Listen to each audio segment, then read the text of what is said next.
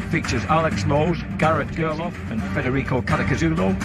And behind them, in row 6, Xavi Forres and Maximilian Scheib.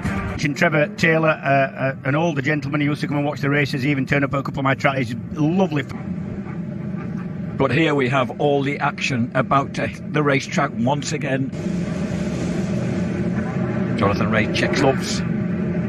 Chaz Davies, number 7. Here when those lights go out, and Jonathan gets the perfect drive again. That Kawasaki remains absolutely decent. And Chaz Davies comes around the outside, tries to get 9th. Chaz Davies. And Scott Redding looks justifiably pleased with himself here. Oh, that's a dominant performance, that, Jack.